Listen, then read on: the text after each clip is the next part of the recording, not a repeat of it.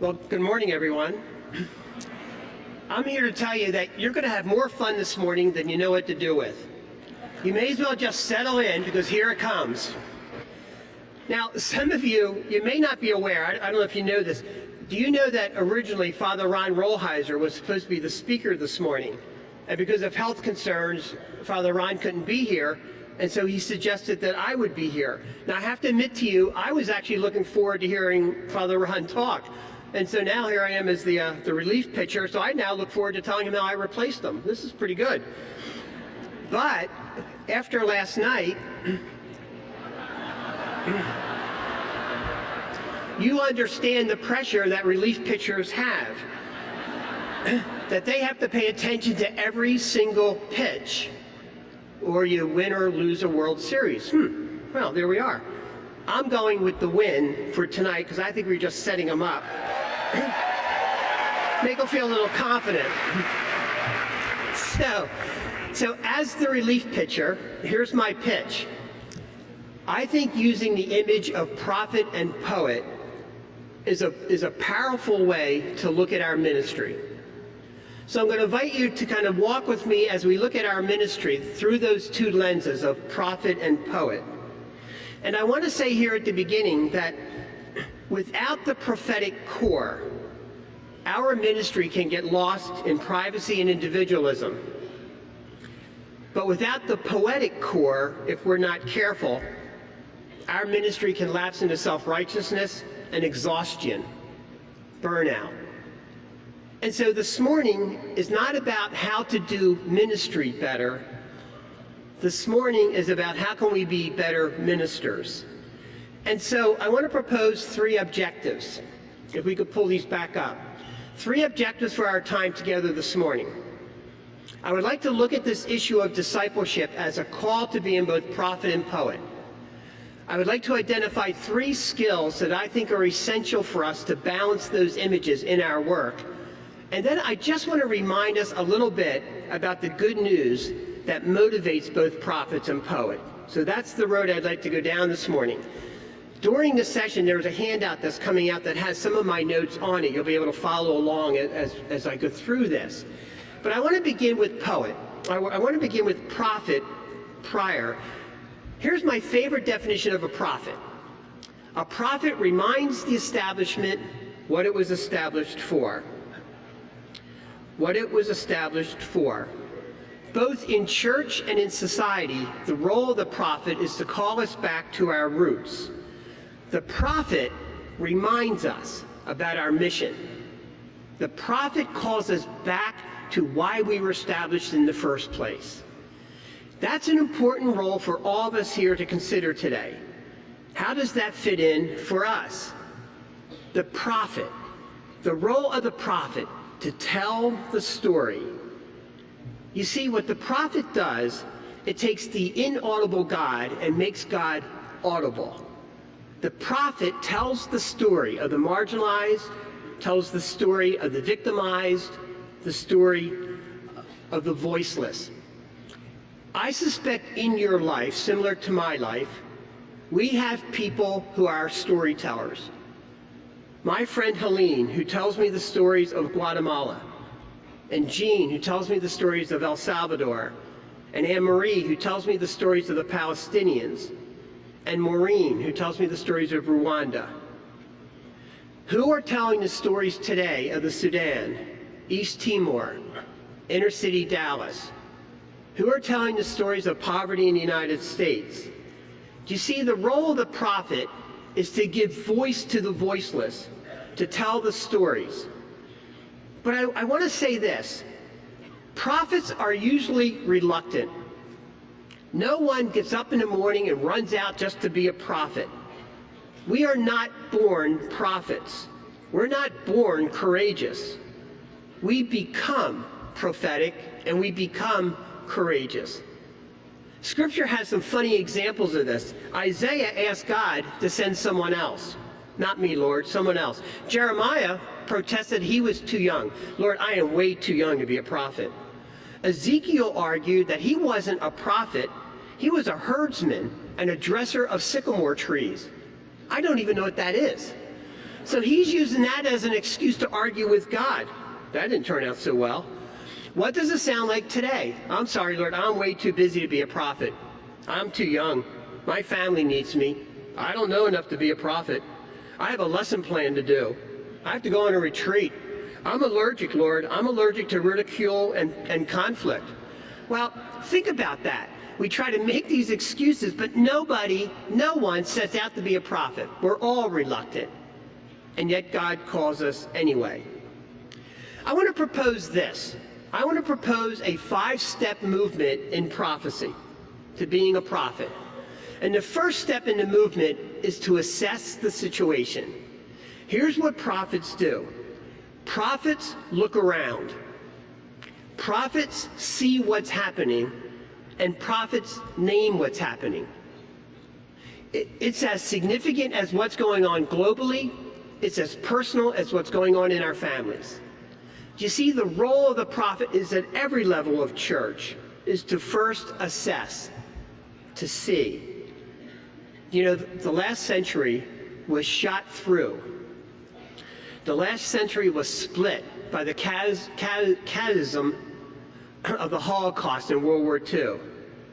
It was split by the presence of the smaller Holocaust in the Balkans, in Rwanda, Cambodia, the epidemic of AIDS in Africa, in Zimbabwe and East Timor, the wars in Iraq and Afghanistan.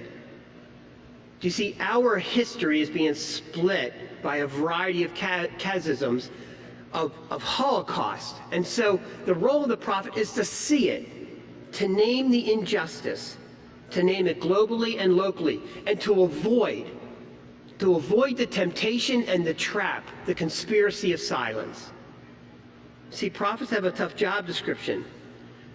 Do you know that Oscar Romero was considered a safe bishop? He was ordained a bishop because he was considered middle of the road, even conservative. He wouldn't be a problem to the government. And if you know his story, you know that it took the death of a friend of his who was also a priest. It took that friend's death to open his eyes to see the injustice, to assess what was going on. Thomas Merton always told us we should always read with the Bible in one hand and the newspaper in the other, so that we learn to see, we learn to assess, to name what we're seeing. But there's a second role here.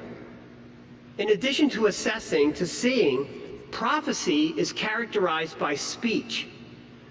To be a prophet is to embody our vision in the words no, never, and never again. See, that's what prophets say. They meddle, they interfere, they challenge.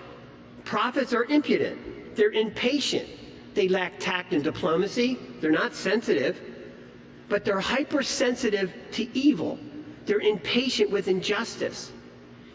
When you think of the prophets in our lives, these people are absolutely bursting with indignation because they see.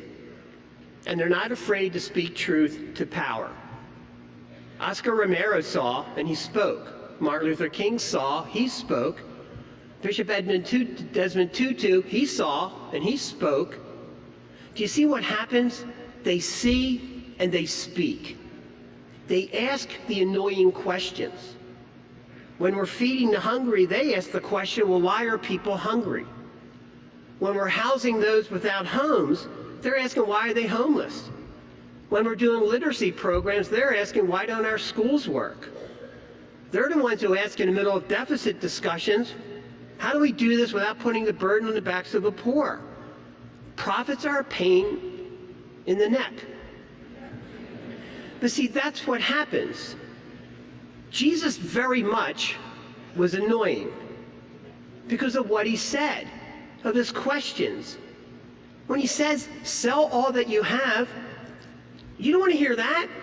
When he says, forgive 70 times, 70 times, don't you want to say, Lord, you sure? Like that many?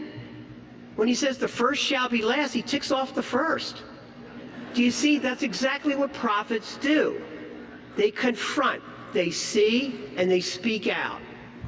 The third movement then, and this is really important for us, Prophecy must be anchored in mission to be authentic, so that it doesn't just become ranting. It needs to be anchored in mission. Prophecy always flows from why we were created in the first place. And as church, our mission, proclaim Jesus, tell the story of Jesus, be the community that witnesses to that story, and as that community, bring justice and compassion to the world. That's what we're called to do. Do you see, prophets are not judged by the success of their mission. They are judged by their fidelity to the message. That's an important piece for us. The fourth part of this, being a prophet, the slide you're looking at here is from El Salvador. It's a village, 15,000 people who built their homes on the city dump. I had a chance to visit the village. One of the characteristics of prophecy is pathos. Prophecy is characterized by tears. Maybe you've heard this image before, but there's a concept called compassion fatigue. It's when we get tired because people don't stay helped. The issues keep coming back. The injustice can seem absolutely overwhelming at times. And there's a defense mechanism we use called denial. Because the injustice is so overwhelming, we prefer not to see it. And yet our whole scriptural tradition as disciples says, you got to pay attention. We need to have compassion for the human condition. The Native Americans have a phrase, they call it having a moist heart. It's that combination of compassion and tears. And there's a fifth movement then, because when we're faithful to this challenge to be prophets, the fifth movement is it leads to a new situation. It leads to change. It leads to a situation transformed by hope. I love this phrase from Augustine. Hope has two lovely daughters, anger and courage. What an interesting combination, isn't it? That hope is based in anger and courage. And I want to remind us that anger is the emotion that tells us that our needs are not being met. A just anger says, when I look around, this is not how the world's supposed to be. This isn't what Jesus called us to. And the courage to live out, to react to harness that anger on behalf of change. But I want to remind us here about this prophecy. Here's the second part. The prophet reminds the establishment what it was established for. The second part, prophets have to be believed or killed. That's kind of a tough job description. There's a cost to being a prophet today. The slide you're looking at here is the chapel in which Oscar Romero was murdered. And I had a chance to pray in this chapel. And you talk about being on holy ground. But what a reminder to us that not just in the civil world, not just in our societal world, but in our spiritual, scriptural, faith-filled world, prophets have to be believed or killed. It's the tradition. Prophets don't do well in society. It's a good reminder to us, isn't it? If we take on this challenge of being prophetic in whatever arena of work we find ourselves, we take on the challenge to be truly prophetic, to be involved in life. You can't do that without experiencing rejection and failure. We're going to be misunderstood, and some people just plain aren't going to like us, and that's a problem. But what I've learned about the true prophets, they don't seem to care. They don't seem to need people to like them. They just want people to hear the message. So what a challenge for us to begin to think about what it means to be prophet. I want to admit to you here today, I am so weary of a wimpy Christianity. One of my young people, I'm a confirmation catechist in my parish where I volunteer, and one of my young people says this. Here's what he asked during confirmation prep class. He says, I know I'm supposed to know this, but why did, now here's the quote, why did Jesus get whacked in the first place? I looked at it and said, what? I said, you've been watching way too much Sopranos. He said, what did Jesus do that was so wrong that he gets whacked? Now, you have to picture the scene. I have 12 or 15 high school kids. They're all now looking at me. My supportive wife, Maggie, she's looking at me. All right, bright boy, let's see what you do with this one. And yet, isn't this the now? And I hope in your own mind you're thinking of your answer, because isn't this the essential question? If we don't understand this, then the rest of it's not going to make sense. Fortunately, we had just finished a lesson on the reign of God image from Luke chapter 4, and I'll come back to that at the end of my presentation this morning. And I was able to say to them about the reign of God, I said, you know what? Jesus doesn't get whacked because he talks about love or peace or joy. You don't get whacked over that. You don't get whacked because you're healing people. You don't get whacked because you're talking about peace. I said, Jesus gets whacked because he redefines the kingdom. When Jesus says, the first shall be last and the last shall be first, ticked off the first. And I said to these young people, and you know what? Here's the bad news. You're part of the first. You live in one of the wealthiest counties in the wealthiest country in the world. We're all part of the first. And unless we pay attention to what Jesus said, the first indeed will be last. Unless we take seriously what he said, whatever you do for the least, you do for me. Unless we understand that, Jesus redefined membership in the kingdom. Jesus was radical compassion for people in need, for the marginalized, and for the outcast. And that's our challenge. It's going to be the challenge for anyone who takes up the mantle of discipleship, for anyone who calls himself Christian. The real test of Christianity is how much do we love those who seem the most unlovable? And how has that love been expressed in our actions and not just in our words? So that's the challenge for us. So I'm going to invite you to pause for a second. Think of your own life, if you would, just for a moment. Where in your ministry do you feel like a prophet? And can you identify any of the costs that go with that? And how about payoffs? Are there payoffs to taking on this role of prophet? And the last question, who are some of the prophets for you? When you kind of look backwards over your life, over your ministry, your journey, who have been some of the prophets in your life who've spoken to you, challenged you? Just take a moment. It just makes this a little bit more real when we try to apply it to our own life.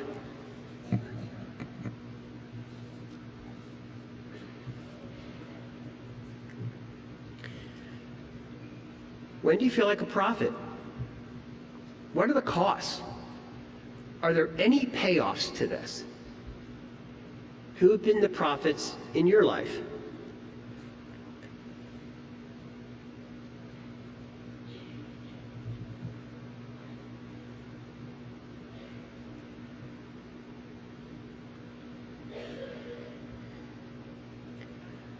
What would be interesting later today is for you to take a moment with one of your friends or colleagues who are here and share your response.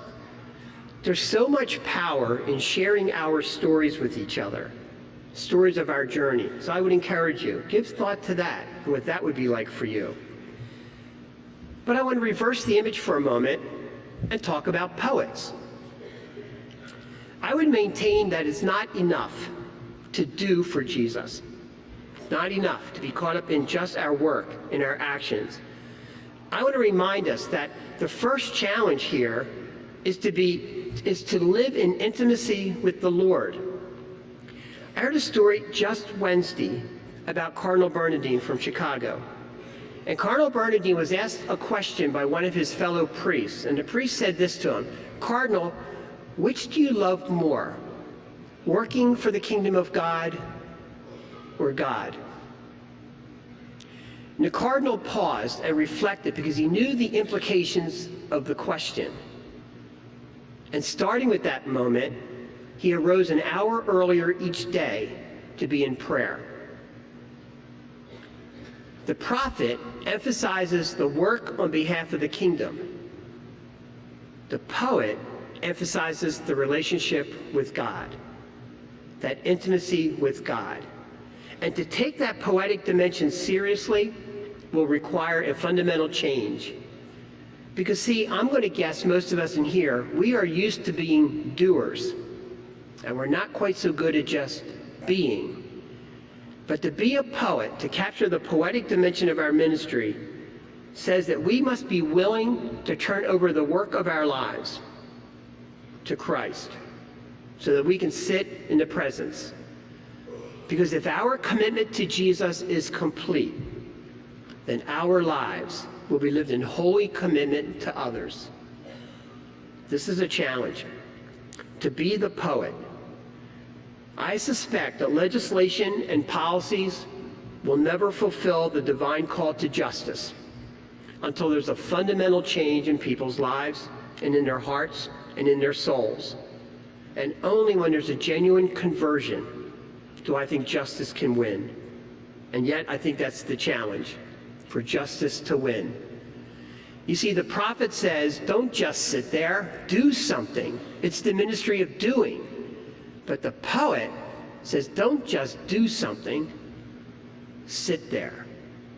It's the ministry of being. Karl Rahner in the last century reminded us that the Christian of this current century will be a mystic or nothing at all. He actually meant to say poet, but he had not heard my presentation. It's an important piece here, to capture the mystical dimension. And just as a PS, you know my background is in youth ministry. This has been my vocation for 38, 39 years or so. I've worked with young people at every level of church. And I've been thinking about this, that our greatest resource right now, in terms of working with the millennial generation, may well be our mystics and not our theologians. I have a suspicion that our young people's hunger for the holy, for their desire to experience the transcendent, I think that we have a better chance by introducing our young people to our mystical tradition of the church than we do our theological. And of course they go hand in hand. But I think we've missed the power of our mystical tradition, the poetic tradition, the tradition that says, learn to sit in the presence of the Lord. The prophet says, I do mission. The poet says, I am mission. And one of the things this challenges us too, everyone is called to ministry. Everyone. It's not just an active ministry of doing. There's a whole ministry of being. I watched my mother for 11 months in home hospice care as she died of cancer. And I have to believe that the prayers my mother offered every day contributed to the ministry and to the mission. There's a whole ministry of just sitting and waiting with people who are hurting. Many of us in youth ministry, we have a colleague, Lisa, who's been dying now for 1.5 years. She was actually supposed to have died a full year ago of cancer. I said, Lisa, you're just way too stubborn for God. She goes, I have things to do.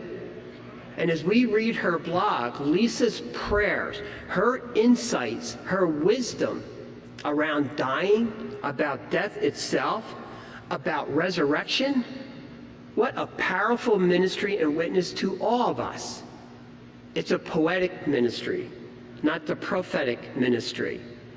So to be a poet then, I would suggest this. I would suggest if we took this challenge seriously, we would recapture our roots as Catholic Christians. We would recapture our theology of Sabbath, because Sabbath was meant for the poet. And here's what I'm looking at. To live in Sabbath time means to be attuned to the holiness. Have you ever noticed that poets count time differently? For us here, we might be thinking 11:18 a.m. But for poets, they count time in terms of the second act, the third hand in cards, the fourth quarter, the third verse, the second half, the ninth inning. Do I have to say anything more about that? But that's what poets do. Poets measure time differently. It's about being in time so that we stop and listen so we know what to do in time, to be in the moment. You heard in the introduction that one of my favorite hobbies is actually rock climbing, technical rock climbing. And I would maintain, if any of you have ever tried this sport, when you're rock climbing, your head can't be anywhere else. You talk about being present to the moment. I mean, just imagine for a moment hanging by a rope on a cliff 1,000 feet up. Where else is your mind going to be? On dying, actually, but there we are. It's about being present. Well, think of those moments in our life that allow us to be fully present in the now. How many of us right now are still checking our text messages and our emails? I mean, do you see, that's what we do. It is really challenging to be in this moment right now. And for those of you with children, especially those of you with young children, infants, I have to tell you, my new favorite hobby is grandparenting. And I will tell you that I have a three-year-old grandson and a 3-month-old grandson. And I have to tell you, I was unprepared for the tremendous impact grandparenting has had on me. It has reminded me about unconditional love. And for those of you who are grandparents or parents, you know this. You know, you look at these infants, these children, and you love them for no reason. They don't do anything but eat and, well, uneat. But you know the power of that, don't you? That's a poetic moment. That's a Sabbath moment, to be in that moment with those babies. It changes when they become high school kids. Then it's a prophetic ministry. I know about that, or pathetic, but there we are. But Sabbath is the reminder to us. It's our tradition that says we should live differently. This came up in my confirmation class, and I don't know what the context. I forget the context, but the kids were telling me about how absolutely busy they are. And I said to them, do you know, our culture encourages us to live fast, but not deep. We run from experience to experience, responsibility to responsibility. And here's the problem. We run the danger of becoming experience junkies, where we start to collect experiences, but we never take the time to process them. And I believe this, if we live fast, I think living fast causes blindness. It's impossible to be a person of justice if we're living too fast, because we will miss the injustice. I think it's impossible to be a person of prayer when we're living too fast, because I don't have time to pray right now. I'm busy doing the work of the Lord. I don't think that's what Jesus said. I don't think it's what he did. So how do we begin in our culture that encourages such a pace to learn how to live deep? We're not going to encounter love by living fast. That only happens by living deep. So do you see, it's causing us to, if we took seriously the poetic dimension of our ministry, we have to see differently. We have to live differently. We have to practice Sabbath. The Jewish word is Shabbat, cessation. It means we have to learn how to stop. All right, Bob, I'll do that right after I get my to-do list finished, which will be never. How do we learn how to stop? Because busyness causes blindness. How do we learn how to stop so we can see more clearly? Do you ever think sometimes that we're just way too busy for the things that are important? You ever feel like, I'm too busy to go on retreat? How many folks were too busy to be at this conference today? Have you ever found yourself too busy for vacation? How about for family dinner? Do you see what starts to happen? The poet says, slow down. Stop. Our Christian tradition of Sabbath says, hold on, call time out here. That's a funny little image, isn't it? Maybe we as adults, we're always giving our kids time out. Maybe we should say, okay, look, I can't take this anymore. I'm putting myself in time out. I'll be back tomorrow. Let me know how it turns out. But see, that's so countercultural to begin to think that way. It's about becoming people literally of leisure, people of Sabbath. To practice Sabbath is to practice recreation. It is to practice creativity. It's to be people of joy. Have you ever considered that the worst advertisement for discipleship is grumpy Christians? Oh yeah, please come be like me. Yes, oh, please be unhappy. That way you can be a follower of Jesus. I don't think that's what he said. I think the line he used was, I tell you this so that my joy can be in you and your joy can be complete. Seems to me to be a disciple of Jesus is to be a person of joy. So even in the midst of being the prophet, we should be people of joy. And yet it's interesting.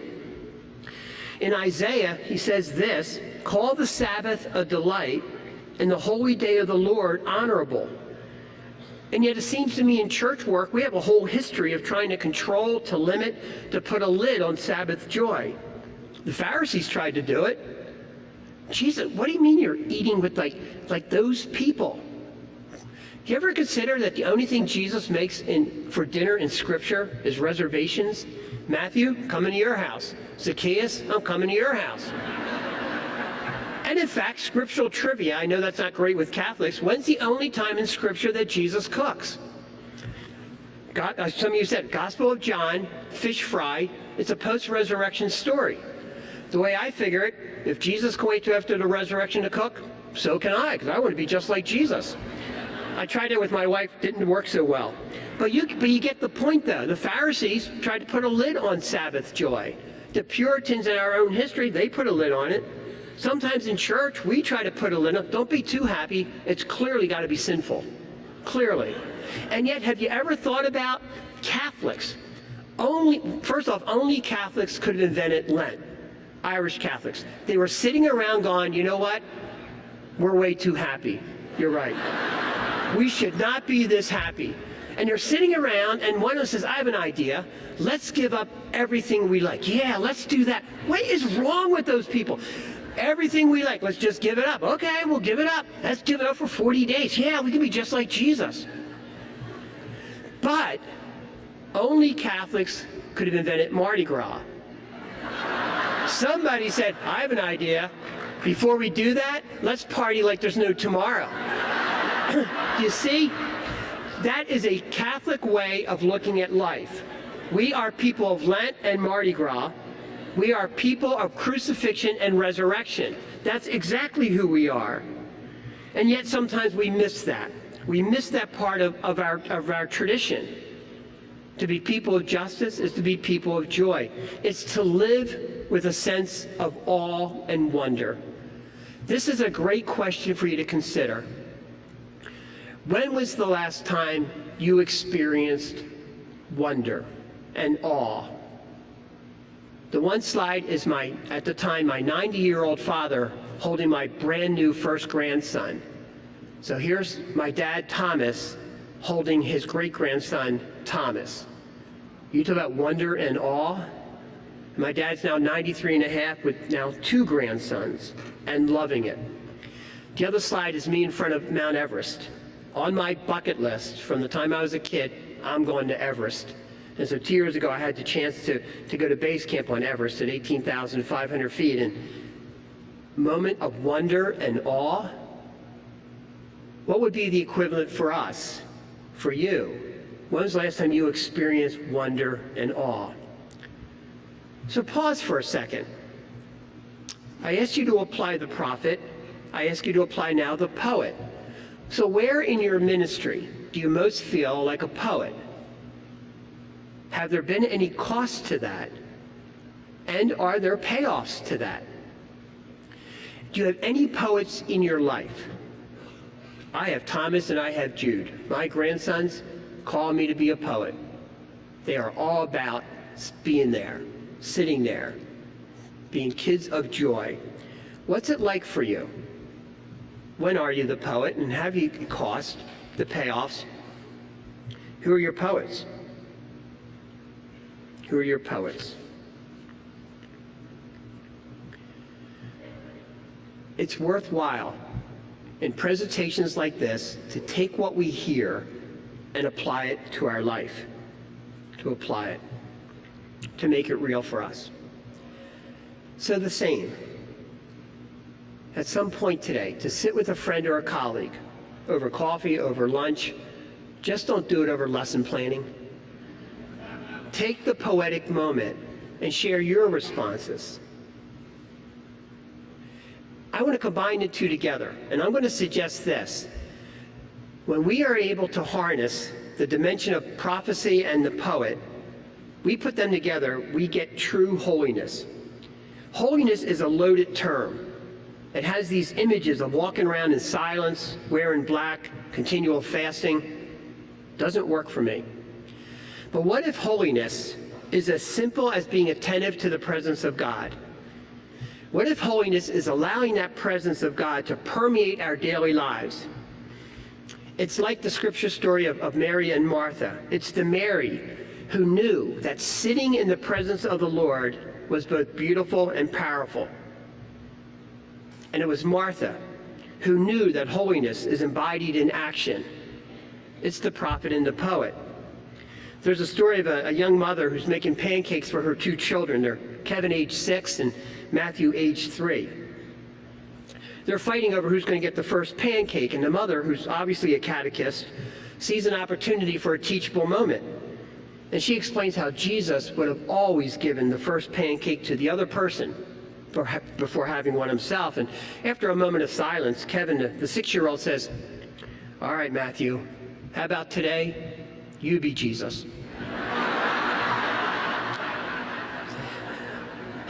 I want to remind us, every once in a while you just got to kind of light up a little bit because, people of Sabbath.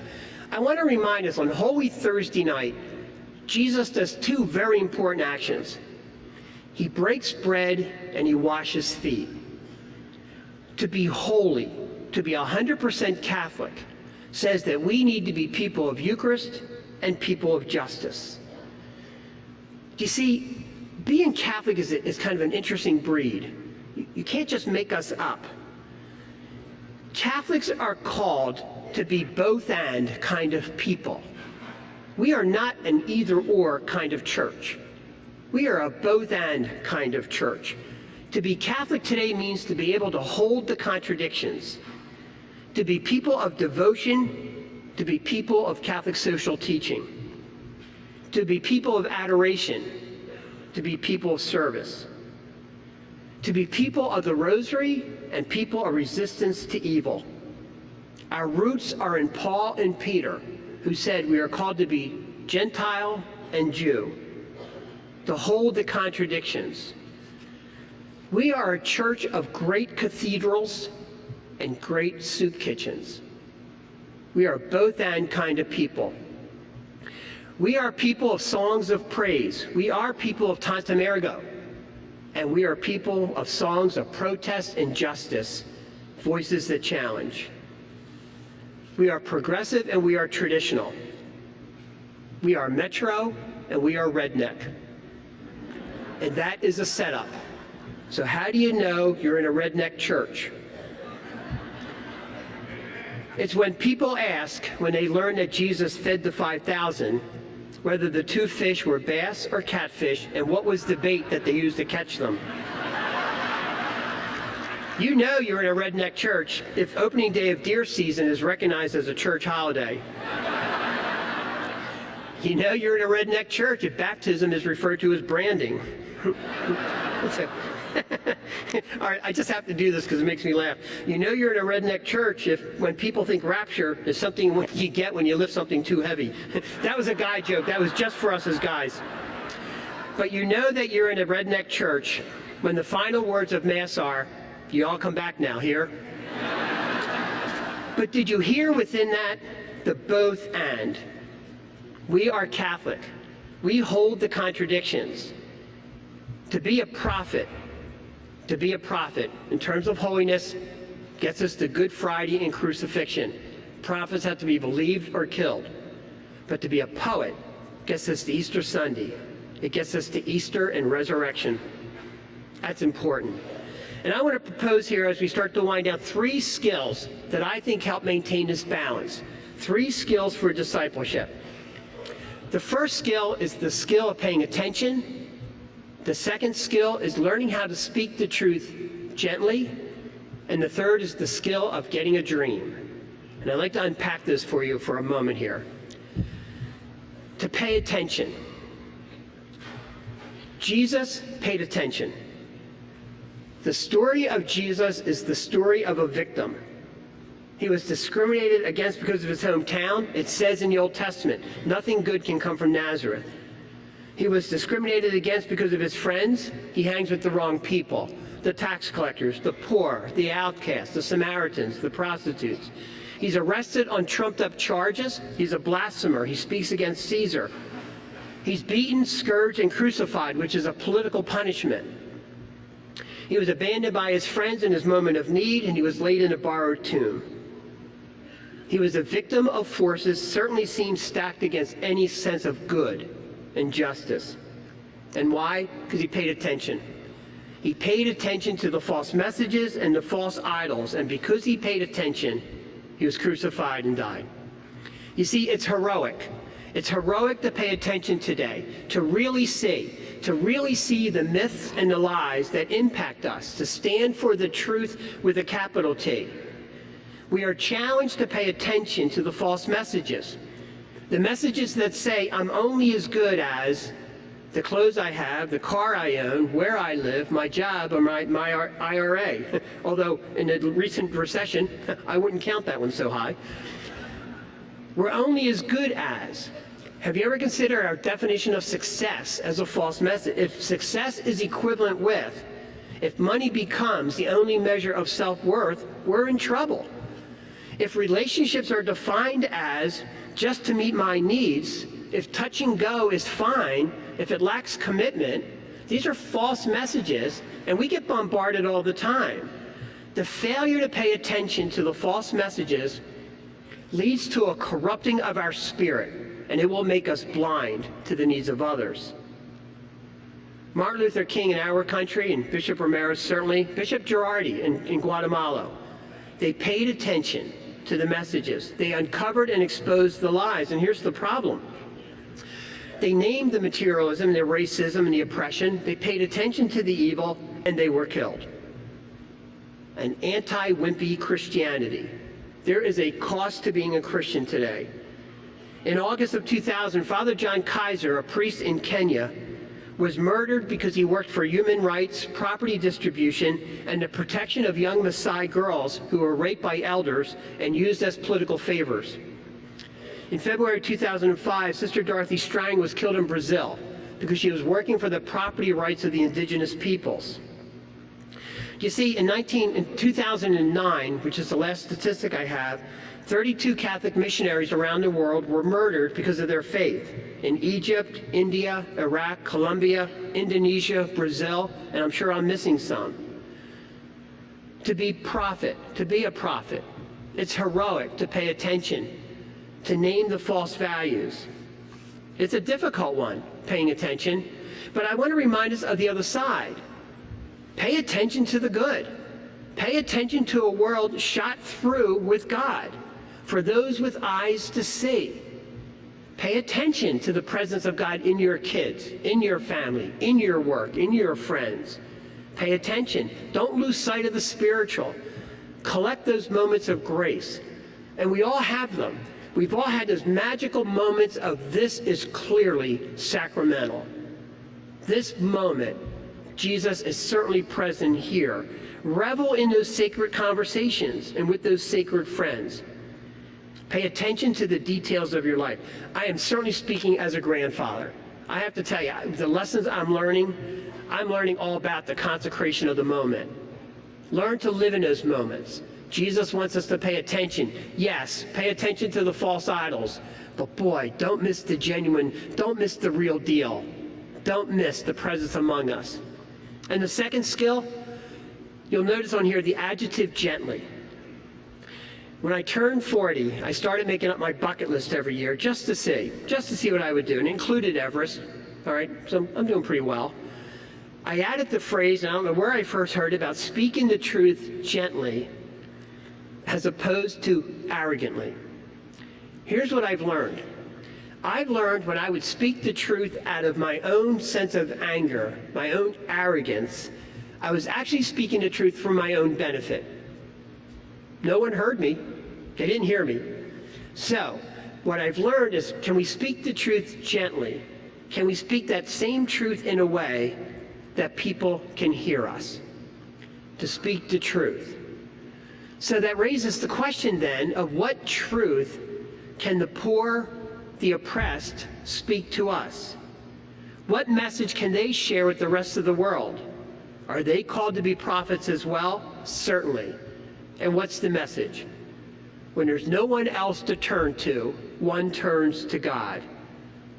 In the crucible of the marginalized and in the midst of hostility, the spirituality of the oppressed is born. The call to conversion, to turn away from the emptiness of life and to take seriously Jesus' message. I tell you this so that my joy can be in you. I tell you this so you can have life and have it to the full. Oscar Romero said, the poor are preaching today in Salvador, and their truth will set us free. How do we preach? Through both word and witness. What's that like for us to speak the truth gently, especially for those who might find it hard to hear? Do you ever think of Jesus this way? Jesus came to comfort the afflicted, certainly, but he also came to afflict the comfortable. The things that Jesus said probably didn't make him very popular. Whatever you do for the least. Do you mean like all the least? Yeah, all the least. And the first shall be last, and the last shall be first. And in our culture sometimes, which can seem less kind and less gentle, how we treat the powerless is the real test of the Christian. How we respond to the immigrant, those with AIDS, the unborn, those on death row, the young. You see, Jesus named the evil. He named the bad news. He called for repentance. Turn around. Change direction. Change your heart. And many people have spoken that good news. When Rosa Parks gets on that bus in Birmingham, Alabama, and decides, even though the law says you have to give up your seat if a white person gets on, when Rosa Parks decides that I'm not moving, I have a suspicion she didn't get up that morning and say, I think today I'll be prophetic. I think at some point she just said, no, that's enough. She paid attention to the racism, and she spoke the truth of equality and justice in her words and in her actions. Do you know that Mother Teresa spent 20 years teaching geography in a girls' school in Calcutta behind high walls before she had the occasion to walk out those walls and encounter for the first time the dying and the poor on the streets of Calcutta?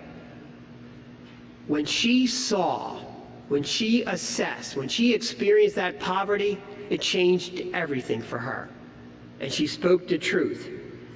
And as gentle as I think she was, I don't think her message was gentle at all. She said, that's enough. That's enough dying. 13-year-old Trevor Farrow in Philadelphia was on a shopping trip into the city, and he saw for the first time homeless people sleeping on cardboard boxes over top the steam grates trying to keep warm. This 13-year-old started a campaign to collect blankets for the homeless, and he reached out to hundreds by involving his family and friends. I was in Baltimore when at 10 years old, Amber Kaufman founded something called the Happy Helpers for the Homeless, a group of children between the ages of 6 and 9 who would get together on Saturdays and make sandwiches for the poor and the homeless in Baltimore. And they used to provide 600 lunches every Saturday year-round. And Amber is now about 25 years old, and she has helped form these Happy Helper groups around the world. The Peter Stuyvesant High School football team watched the planes crash on 9/11 into the World Trade Center from the windows of their school. And on 9/12, they all showed up at Ground Zero to serve food to the rescuers. We are called to be prophetic, to pay attention. We are called to speak the truth by what we say and by what we do. But I want to anchor this, if I can, in the last point. It's all about the size of your dream. We need to get a dream. This is a true story, because you can't make this up, of Larry the truck driver from Southern California. Larry comes home one day, and he's sitting at the back of his home. He stares at his lawn chair. His eyes light up, and he goes out and he buys 65 heavy-duty weather balloons and a helium tank. This has bad news written all over it. He attaches the balloons to his lawn chair, fills them with helium, and the chair starts to lift. Larry ties himself in with a radio and a BB gun. He cuts the anchors. Larry expects to rise slowly, but he's miscalculated and he takes off like a missile. At 2,000 feet, he radios Mayday, Mayday, and accidentally drops the radio. At 6,000 feet, there's a visual sighting by a Continental airline. How do you call that in? Tower? Never mind. It's like at 10,500 feet, he starts to get nervous, and he begins to shoot the balloons out with his BB gun.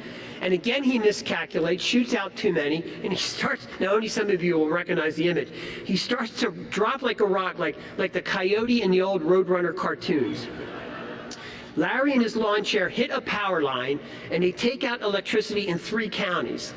According to the story, when he hits the ground, apparently he jumps out of the lawn chair and goes, ta-da! In an interview after this excursion, Larry says this, "I always wanted to go up in a hot air balloon, and by the grace of God, I fulfilled my dream." Jesus would have loved him. You see, Larry didn't wait for somebody else to create the dream for him. Larry grabbed the dream. Now, I'm not recommending. Guess what I learned at the conference? But what Larry did, though, is capture a dream. That's the challenge. To have a dream that's worth grabbing onto. To have something that's a noble adventure. I had the benefit of being in New England during ski season. I was on the mountain Stowe up in Vermont. And I'm watching these teenagers ski, and I'm watching them snowboard down a very challenging mountain. And I'm listening to them in the gondola as we head back up again. They're going up for another run. I'm going up for a reign of terror. I can't believe this. I was so struck, though, by their excitement and their sense of recklessness. Reckless abandonment. Those kids seemed to literally throw themselves down the mountain. That for those kids, no mountain was too high or too steep. I was a little bit jealous, even as I was a little bit protective. I wanted to say, do your parents know you're up here? Like, do you have insurance? You know, that was my youth ministry kind of voice coming out. But what I was praying is that these kids would never lose that sense of reckless abandonment. That no mountain would ever be too high, that no slope would be too steep, that when they were confronted with the challenge of the mountain of poverty, hunger, racism, or injustice, that sense of reckless abandonment would carry them through. Jesus said, "Don't be afraid, I'm with you always." A person with the faith of a mustard seed can say to that mountain, "Move," and it will move. Have we been sold the wrong dream? Have we been sold the societal dream of materialism and individualism, hedonism and self-gratification? It's the culture of death that John Paul II described, of a culture of exploitation and ethnic cleansing and racism. That's not the Jesus dream. The Jesus dream in Luke chapter 4, Jesus stands up in the synagogue. He's surrounded by teachers and rabbis, the faithful. He stands up and they hand him the scroll. He opens it up to Isaiah where it says, "The Spirit of the Lord is upon me because the Lord has anointed me to bring glad tidings to the poor. The Lord has sent me to proclaim liberty to captives, recovery of sight to the blind, to let the oppressed go free, and to proclaim a year of favor to the Lord." And then Jesus says, today, this passage has come true in your hearing. He's done 2 things. He's announced the reign of God. He signed his death warrant because prophets have to be believed or killed. And he knows how the story is going to continue.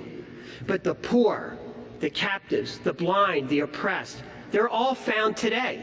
They're all found today in the Third World, in Rwanda, in Africa, in the Sudan, in East Timor.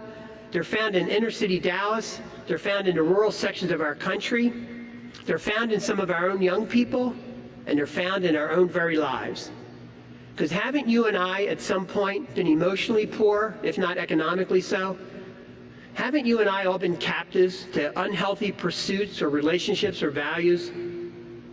Haven't we been blind at times to the problems of injustice around us? And maybe we even blind to the presence of God around us. And haven't we been oppressed by unjust systems or other people's expectations, painful experiences in our own lives? To all of us, Jesus proclaims a year of favor, a year acceptable to the Lord, a year of jubilee, a year of amnesty. The reign of God is breaking through, Jesus says, and the reign of God is characterized by fullness of life for all God's people, loved unconditionally by the one who created them. That's the Jesus dream. That's the message. Is that message being proclaimed today? You know, to speak about God is one thing, but to dare to speak for God takes a degree of arrogance tempered by humility. And yet that's exactly what our prophets and poets have done throughout our history. Micah, the poor peasant, challenges Jerusalem. This is what God requires. Act justly, love tenderly, walk humbly with your God. Mother Teresa, all 5 foot of her, modern day poet and prophet, challenged us to see God in the face of the poor. To accept that challenge requires that we be in touch with the story, that we be in touch with Jesus. Is that the Jesus we're proclaiming, the one who stands up in a synagogue, the one with the courage and the conviction to announce the reign of God? Is that the one? Is it the Jesus who responds to people's hungers, their hunger for meaning and purpose and justice and holiness? Is it the Jesus who heals our humanity, both personally and as a group, as a culture, as a faith community? It's the Jesus who calls us to be disciples, to be compassionate, to go to the marginalized, to go to the... That's the Jesus. It's the Jesus who opens up the deepest realities of life, modeling what it means to fully live, to be alive in God. I think people are yearning for that fullness of life. And sometimes we in church work, we can so rationalize Jesus. We can set him so far apart, so distant from us, that we feel like we can't do it. We can't follow it. The good news is fine for somebody else, but doesn't apply to us. I'm suggesting it's time to call our young people, to call all of our people to the full gospel, to the big piece, to the challenging and transforming aspect of the good news. And yes, some of our people are hurting. And yes, they're overwhelmed and they need compassion and healing. But so many people are hungry for something more. They want a great adventure. They want the whole thing. Juan Luis Segundo, a Latin American theologian, put it this way. He said, "Are we afraid for the gospel? Are we fearful that the gospel has lost its power and cannot attract the young of today? Do we believe that the church can speak to and touch the lives of young people the way with whom we work, the way it touched us?" You and I, we must proclaim clearly with a prophetic and a poetic voice that the darkness doesn't win. We have to proclaim clearly, death doesn't win. Violence doesn't win. Injustice doesn't win. It's the message of Christmas. Light comes into the darkness. It's the Easter message. Resurrection trumps crucifixion. Jesus' whole life says to us, death doesn't win. Can you imagine the t-shirt would be a face of Jesus, and on the top it would say, death, been there, done that, no fear. Isn't that the message? And isn't that the good news that people want to hear? And finally, how do you know it's working? How do we know that this whole noble adventure is working for us? What is the test today of faithful discipleship? I think it's as simple as 6 questions. 1, are we more joyful? Because Jesus said, I tell you this so that my joy may be in you and your joy may be complete. Are we more passionate and compassionate? Jesus said, whatever you do for the least, you do for me. Are we more loving? Because Jesus said, the greatest commandment is this, love one another as I have loved you. Are we more peaceful? Because Jesus said, my peace I give to you, not in the way that the world gives it, but as only I can give it. Are we more forgiving? Because Jesus said, forgive 7 times, 70 times. And finally, are we more courageous? Jesus said, and you know, this is the verse that most appears in Scripture. Fear not, be not afraid, I am with you always. Has that good news ever been proclaimed to our people, in our community, to our children and youth and adults? Let's recommit, you and I, to the task of being prophet and poet in our church and in our society. And in doing so, I guarantee you this, we will be truly happy and joyful. There's an old proverb, probably Irish, that says, if you want to be happy for an hour, take a nap. Now that may sound like a good idea this afternoon. If you want to be happy for a day, go fishing. If you want to be happy for a month, get married. Now I did not write this. It's those Irish. If you want to be happy for a year, get a job. But if you want to be happy forever, help others. So may the Lord deeply bless you. May you serve others. May you be happy forever. And may you dare to live as prophets and poets of Jesus Christ. Amen. Thank you very much.